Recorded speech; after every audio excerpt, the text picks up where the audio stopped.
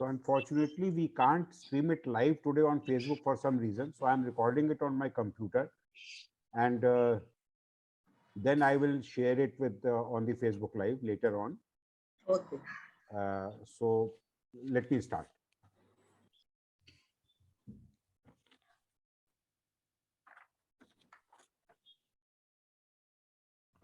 A warm namaste to our readers from India. Good evening, good afternoon, good morning to our viewers and readers from across the globe. Welcome to another episode of Pioneer Book Lovers, of the author show of Pioneer Book Lovers Club. So before I start the formal introduction of the artist that we have today, let me introduce to you Pioneer Book Lovers Club. Pioneer Book Lovers Club was set up in 2020, 2 years back, with the objective of promoting reading and writing, that is literature, within the local community. Subsequently, we expanded it and created a group on the Facebook also as well. And currently, we have about 156 members on the group. We read, we write, and we review books that we read. So we are promoting literature in our own way. We also started a write contest in May 2021, where we invited short stories from aspiring writers based on a prompt that we released every month. We recently closed the first season of the contest, where we received a number of entries, and 22 entries were declared as winners. And we are now working on creating or editing the manuscript so that we are and hope to find a publisher who would publish our winning short stories in an anthology of books, in an anthology of short stories. We also started the author show last September, and where we invited authors on our show. And initially, the first episodes were monthly. Thereafter, we went to fortnightly, and now we are almost every week. We are holding every Saturday or Sunday. We are holding an episode of the author show, where we invite authors, and so that the authors are able to interact with the readers, and the readers are able to interact with their favorite authors. Our author for today's show is Nirmala Pillai. In fact, it's wrong to say author for the show. She is a multifaceted artist. She is a poet, a writer, a painter.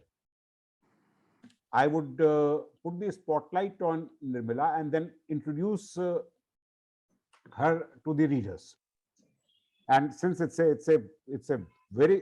long introduction because of her talent, so I would read it. I would read it. So welcome to the show, Nirmala, and let me first thank you, and a warm welcome to all of you. Thank you. So Nirmala Pillai is an accomplished poet, writer, and artist. She is a retired bureaucrat who writes and paints subjects that touch her heart.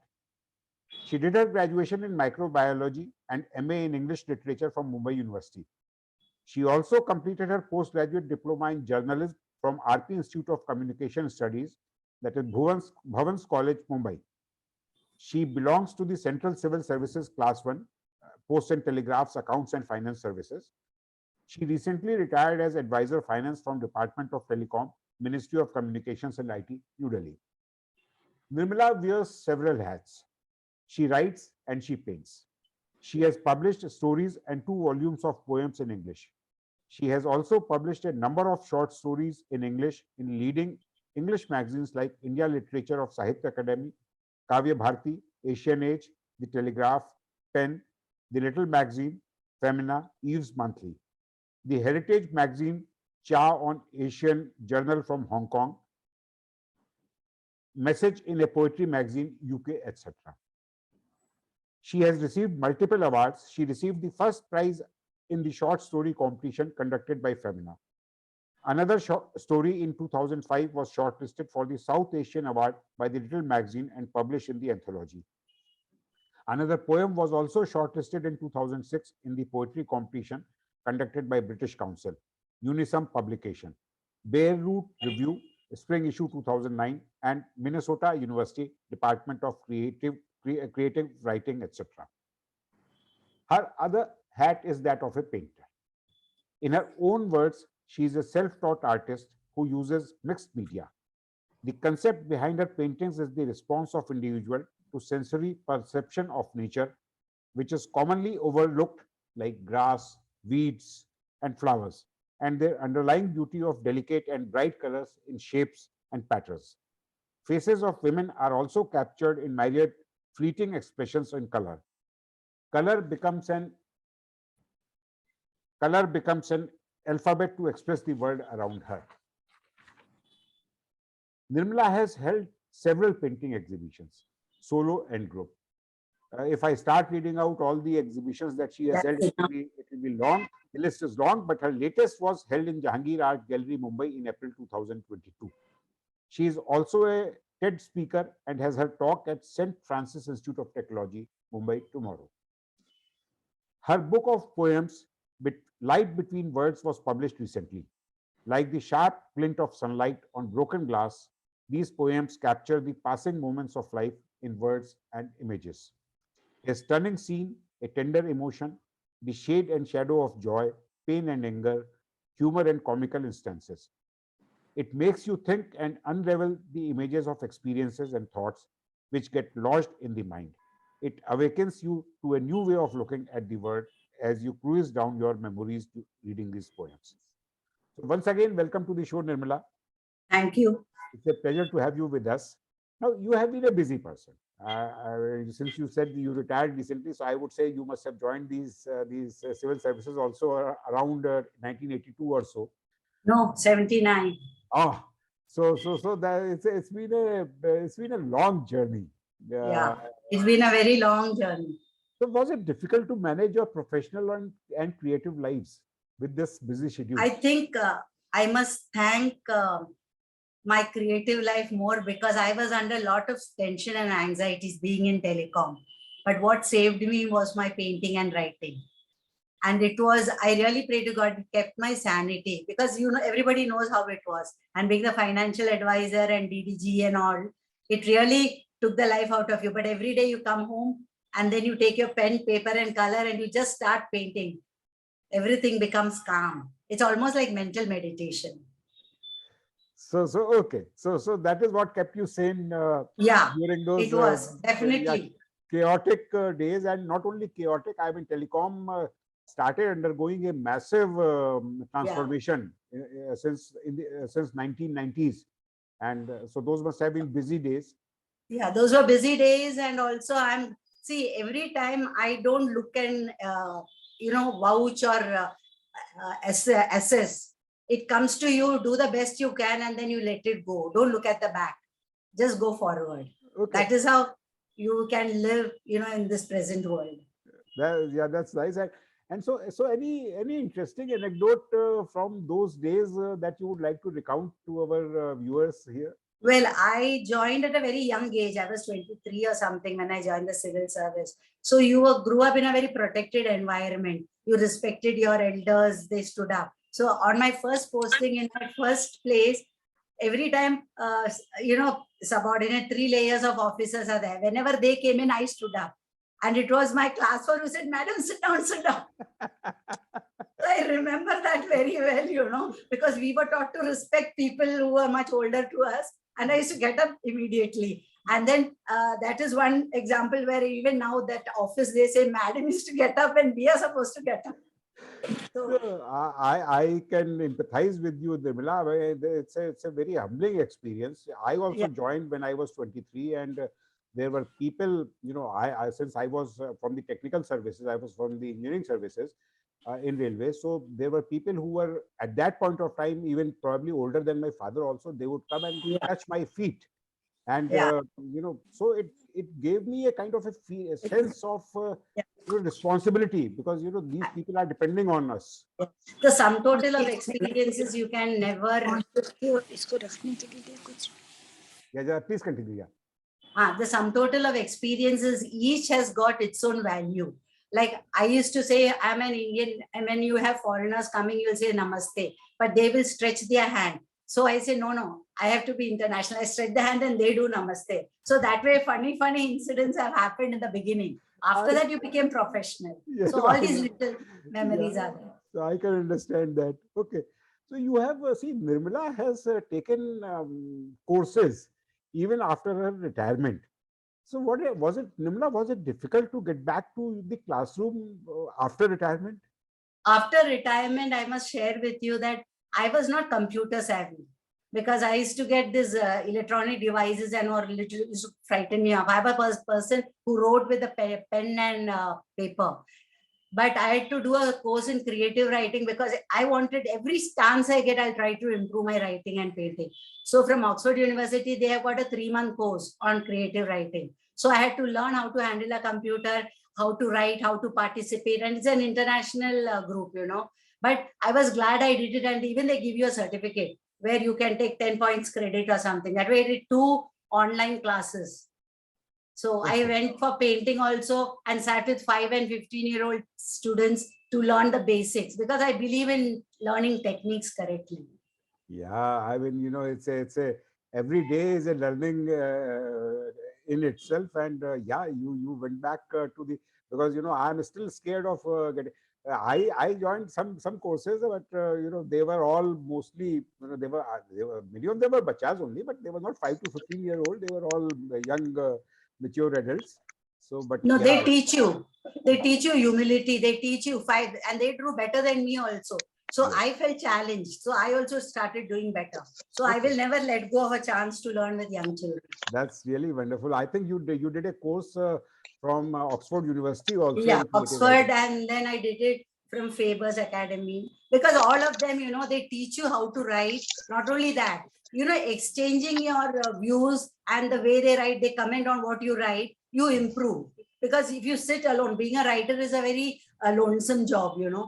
and you need beta readers to tell you where you have gone wrong. Yes. Yes. That's very important. That's very important because see, currently I am reading a book, and that book, is a self-published book. And what I find is that many of the authors, they fall into the trap. The moment they write something, they show it only to their family and friends, and the family and friends are always appreciative of what you have written. But I find that they miss out those finer nuances of the editing, the grammar, the language, and everything, which is very important for a good writing. So you since you write as well as paint, so which satisfies you more, writing or painting? I think painting is instant. Writing, I have to work on it. Yeah. See, painting is I'm putting my emotions out there and I can see it. Writing, I keep on writing, then I have to work on it. Like, I think it's more labor writing because on the spur of the moment, you get a idea, you get creative feelings and all that, you write it down. But you have to sit and work on it. Painting is that once you paint, it is there. You can't change it much. Okay. No, but then I was very recently, I read in one of the newspapers, there's this in the Economic Times, there is this page panache. So they come out with some very interesting snippets, like one painting of some master, because since I am not a painter myself, so I do not remember the name of the master. But they said that through these laser technologies, etc., they found out that under the layers of the paints that he had painted over, Yeah. they were able to find something, so that he initially had sketched something else and then he painted something Yeah, else. that was the latest Van Gogh painting. Okay. How he painted it, and then layer by layer they remove it because that itself has become an art now. Removing layers of paint and then bringing back the original to the surface. Okay. Okay. It Yeah. So depends upon what medium you use, whether you use oils or whether you use acrylic or watercolor. right. Okay. Yeah. So what are the subjects of your paintings? I started painting, I got noticed very quickly because I must say, because I was a bureaucrat and they couldn't correlate. They said, you are in finance and how do you paint? You're such a boring subject. How does it inspire you to paint? So that was the first irony I noticed. The newspaper said lots of coverage was there, but then said it is not understood how a dry subject like accounts, can raise creativity. That was the title which they used to give. So, And second thing was that painting for me was, I said, no, was part of me. So I think before I can eat, before I could crawl and all, my mother said I used to sit and try to draw like eyes coming out of the head and all. So for me, even now, no, I get excited like a child if I see a painting, if I'm wanting to start to draw, no. So that is something I think is very inborn. Okay, okay. So there is another finance person in this group today. So I think we'll come to him and you later on. But you used a word that since you are in finance and so how do you cover? But then I thought that finance people today uh, do a lot of covering also. I mean, in the books and everywhere. So that's on a lighter side, but of course, not to say that finance, but yeah, you are very right. I mean, it. So now, Yes. yeah. No, as finance person, I had to struggle extra hard because I'm a person who took MA in English literature. I did science, finance background. So I had to put in that double extra effort where I had to do business management, finance management, just to stay, up with the present. Right. Okay. So now, would please tell us a little about your book of poems, Light Between Words. In fact, friends, this is the book Light Between Words by Nirmala Pillai. Yeah. And I have read these poems and I was very impressed by them. But let's hear Nirmala talk about her book. Yeah. Yeah, Light Between Words is a book actually of the already published poems and some new ones. Because over a period of the last 20-25 years, most of them have been already published in various internet magazines and Western, some college magazines abroad, like University of Minnesota and all that. So I thought that let me put all this together because I had an wish. Again, this is another childhood wish where my mother tongue is Malayalam. So I wanted to get my poems published in Malayalam, translated. Nice. So I was able to achieve that also, all during the last 2 years. So that is why my poems are basically about very simple, ordinary things which just pass by, in a glint of an eye. But I like to do the irony of life also present in those moments. So which other people don't notice, I observe. And I write poems about that. Okay. So any poem that you would like to read out? Yeah, I will read a poem which is it is known as the one which was nominated, which was shortlisted. This is called Lip to Fingertip. White alphabets scurries the blackboard. Chalk dust memories revive childhood confusion. English creatures nesting an alien love on my Indian tongue with legless birds, fluttering their wing in search of a perch. Sing-song cadences of my mother tongue, dance, golden anklets, cymbals and drums, silvering the air with sonic decibels, unwritten Malayalam doing Kathakali. Between daybreak and cockroach tuck, the white pages of days filled with atavistic words, a hanging question mark for identity between the errata and asterisks in my life. Amma or mummy, choices stir the culture curry in my soul, forking up my future in a bowl or finger lick my happiness of a banana leaf. That's really beautiful, beautiful poem. Nice. I'm sure there are many more poems in this book because I have read all the poems and I'll read another one story also which I actually saw and I wrote it in the spur of the moment. Yeah. Her god Patidev. He claws her, tottering among the shadows, drunken in senseless amour screaming, tearing the veils of the night. In the lightless hut she crouches, a stunned brood gathered close, waiting for the blows to begin. He keeps coming, crashing into poles, holding the tattered sacking roof, sieving moonlight into the shelter. In the bone-white palm, the lines of fate, the lines of blood sealed her destiny, knotted to him a point of no return. She eats herself for strength to breathe, her teeth biting her cave wall, sucking in hapless misery, waiting, walling her children from assault, her motherhood a hard, gentle nut. taking the brutal kicks of a man. She cannot desert him. She cannot live alone. She cannot kill him. She cannot die. She is the shadow. He is the flesh. In his death, she ceases to be. He is the God. He is her Patidev. How can she? It's a very moving poem. It's a very moving poem, and so very applicable to our daily lives. Something which we see all around us almost on a daily basis. So it's such a moving poem. So what are the challenges that you have faced in either writing or painting, Nirmala? One of the main challenges I faced in writing is I have had I don't know if people believe it, something called writer's block. Because every time, I think almost for 5 or 6 years, around till 15 years ago, I sat with a book, I sat with a page, pencil, everything ready. But I just couldn't write. I used to feel frustrated. I used to feel panicky. I used to have panic attack. I said, that is it. Whatever I loved, I can't do it anymore. So that was something that is very frightening. When you actually go through it, only you will understand. Like with colors, you can throw some colors and say it's an abstract painting. But writing requires that effort and labor. So it is 99% perspiration and 1% inspiration. Yeah. So that was a phase. I mean, very frightening phase. Every time I'm ready to write, but nothing comes out. No, I get panic. Yeah. Same here. I mean, I also, it's not every day, and you sit in front of the screen and or your diary, and just nothing has come out. I mean, and at the end of the 3 hours that you have sat there, nothing, not even a single word.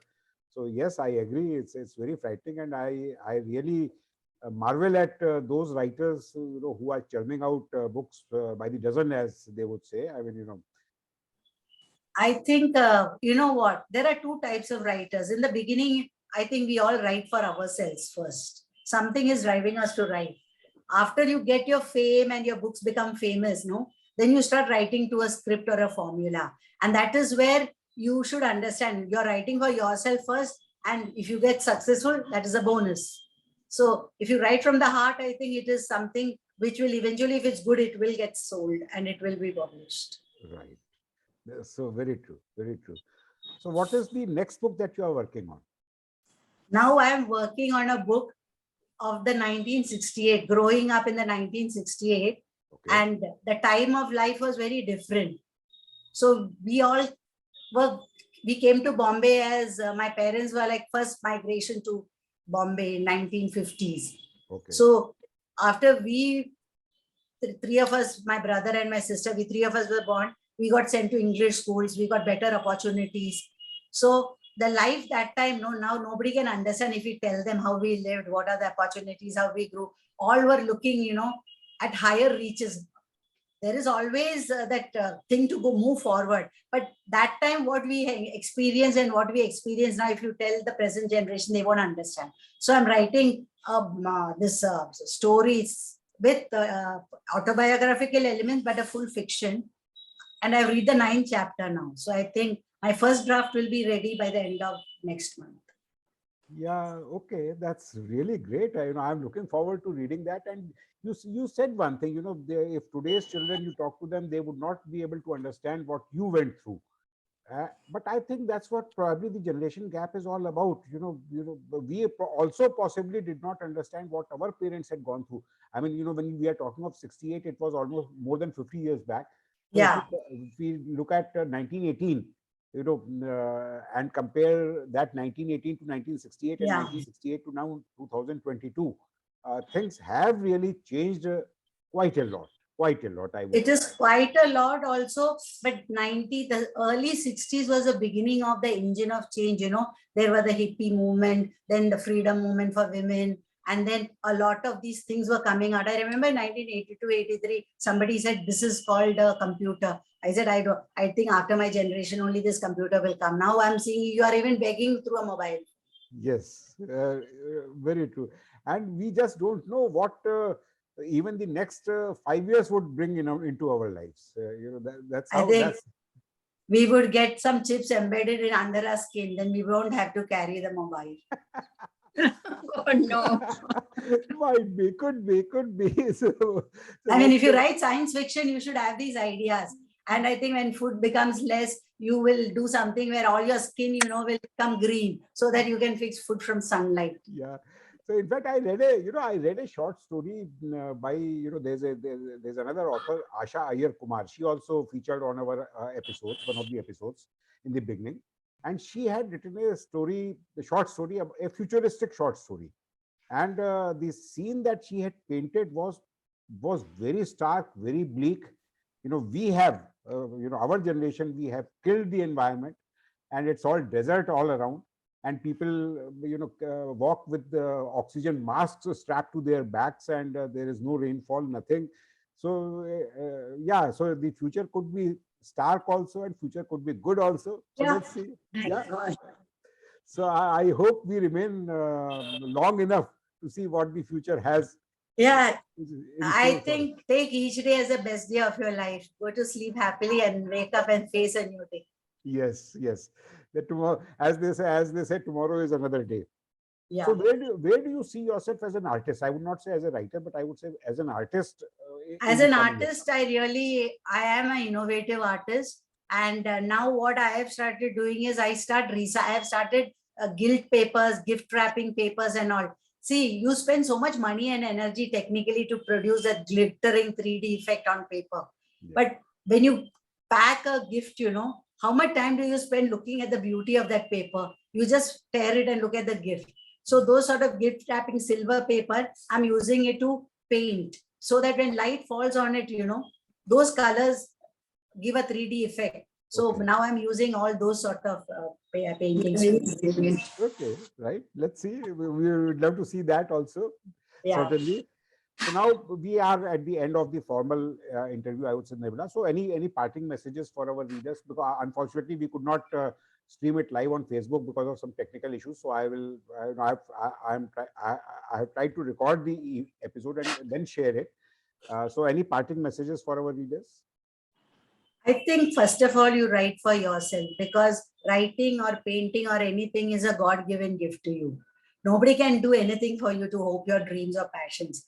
So do it for you, keep it, don't let it go. Whether you are 16 or 60 or whatever, see that you will achieve it, because the pleasure and the happiness you get, is totally different. It's like a 3-year-old child when it completes doing something and learning it for the first time, that smile on its face, that is the same sensation you will get when you are old also, because that is yours. It is exclusively yours. Nobody can take it away from you. So writing, keep writing for yourself and then think about other things. I think that is most important. Well said. What has to come will come. Yeah, what has to come will come. Yeah, very well said, Nirmala. Very well said.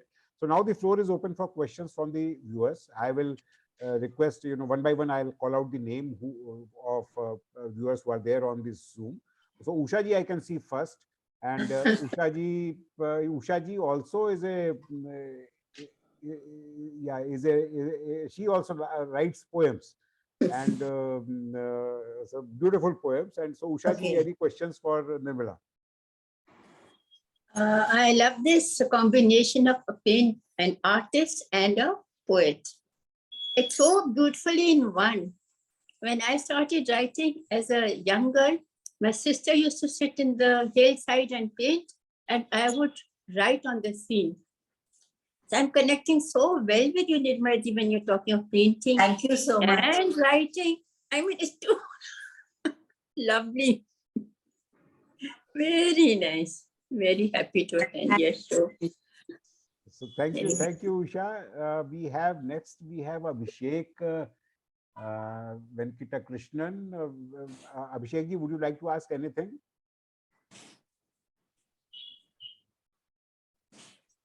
So no, I think he's not there. So Vardhan, next is Vardhan, my dear friend from finance.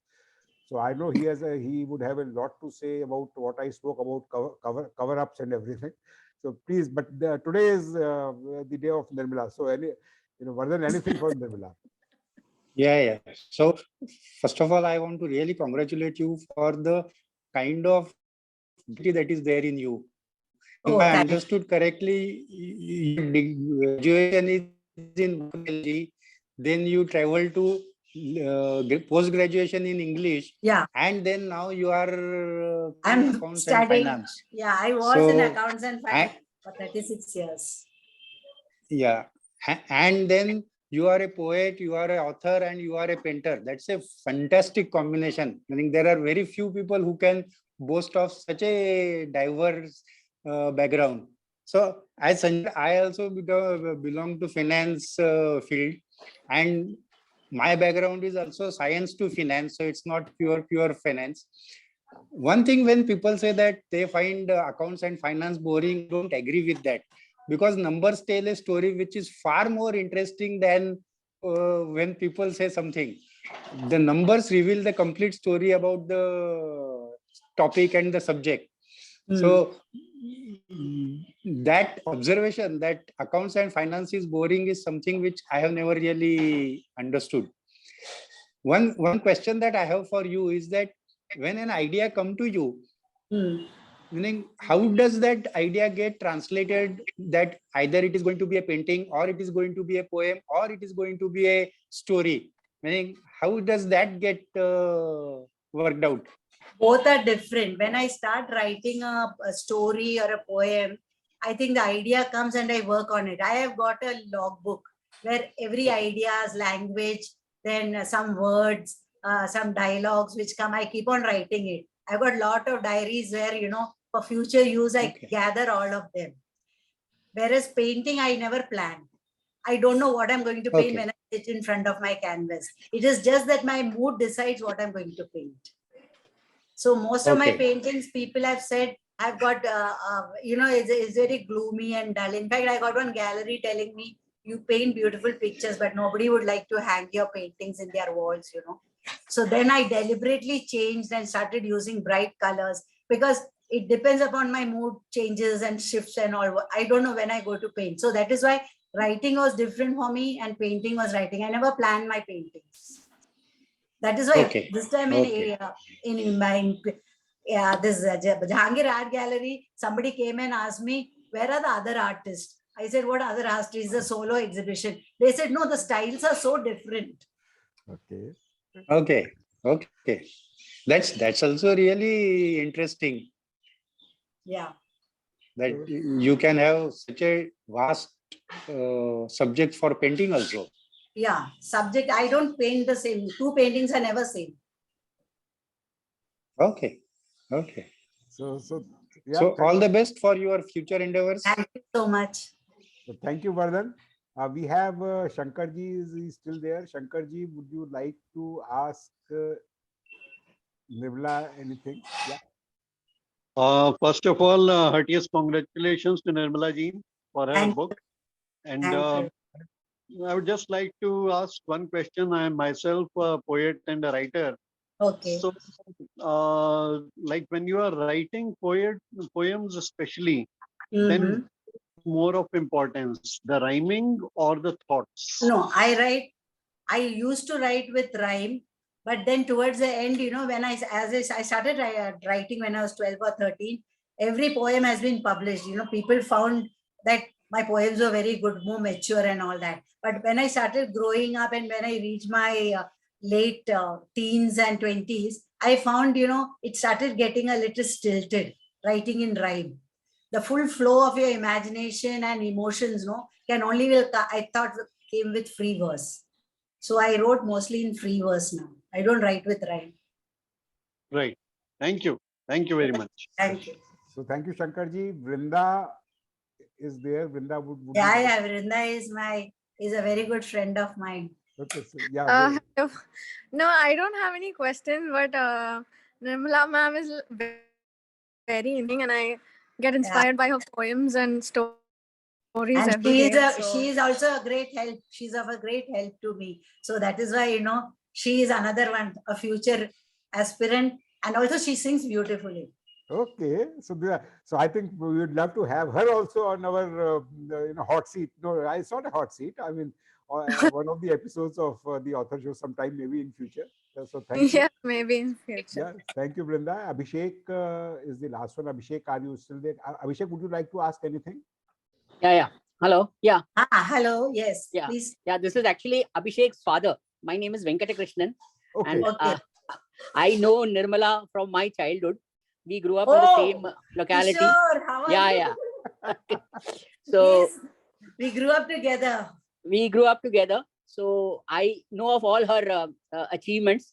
Okay. She's a versatile No, personality. then you would know more than her achievements. You would know Yeah. her. No, I really know more than her achievements. I know her as a person.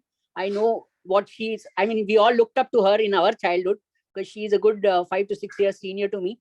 Okay. And, you know, whenever in school I had any problems with English or anything, we would rush to her because she was the only one available for us. So she was our role model at that time. And then, you know, I had the small achievement of also teaching her. Okay. When Yeah, he was my teacher. He Yeah. was he's a chartered accountant, and costing I had to do business management. I had nothing idea of costing. So I went to Kishore and he was the one who taught me costing. So that small privilege also I have. We know each other for a very long time, and I'm happy for all her achievements, and I wish her all the very best in her future endeavors. Thank you. Thank you. Thank you. So thank you, Venkit. Is it Venkata Krishnan? Yeah, Venkata Krishnan is mine. Okay, okay. So I take the liberty, since I am also almost of the same age as Nirmala, maybe slightly older than her, and so I take the liberty of calling you as Venkat. Yeah. Okay. Thank you.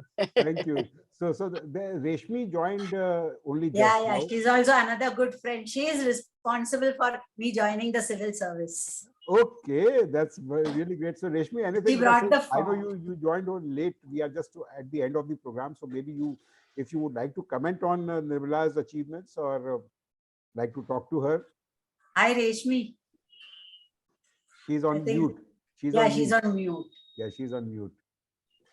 But I must thank her also, because she was the one who was responsible for bringing the form, filling it, and I just signed it because she was very interested in this. So she's also a journalist. Okay. So Okay. we have got long history going back. All my people who like me, and who appreciate me, they are all here. So Reshmi, would you like to comment on Nirmala? Yes, I would find her to be a very dedicated writer, and she's been persevering right from the age of 18, I should say. And she's very good at painting, and she likes a lot. Many of her friends to appreciate what she's doing, and this is how an artist gets encouragement. And I'm very happy that we are of the same age, and she's making a mark in society as an author, as a painter, and she even did well in her personal life, in her official life. She was a gazetted officer, and she's really a beacon for her family and for us, for friends. So I wish her all the best in life. I wish she writes some more books whereby people will read and come to know that it's very simple and down-to-earth person. Thank you, Reshmi, so much. So thank you, Reshmi. You're welcome. You're welcome for joining the show. So that's it from us at Pioneer Book Lovers Club. So thank you so much, Nirmala, for a wonderful and a great episode. Thank you, readers and I viewers. must thank. So thank you very much, and thanks you readers for being a part of the show. Please do read Light Between Words and share your reviews, because that is another thing which I would say every writer needs. Reviews are very important for us to evolve. Available on Amazon. On Amazon, yeah, because that also helps sales. And I've also got a collection of short stories published, and it's available on Amazon. It's called Singing Earth, and all my books, I've got my own poem covers, are all my paintings. Right. Yeah, that's really a great thing. So thank you very much. And so that's we come to an end now. Like all good things should come to an end, so we also come to an end. And our next author on the show is going to be Ashok Mukhopadhyay. He'll be on our show not on Saturday next, but on Sunday, 16th of October, same time, 5 p.m. Look out for the notification on the Facebook page of Pioneer Book Lovers Club. Goodbye. Stay safe. Have a wonderful weekend ahead. So thank you all very much. Thank you all for joining. Thank you. Thank you.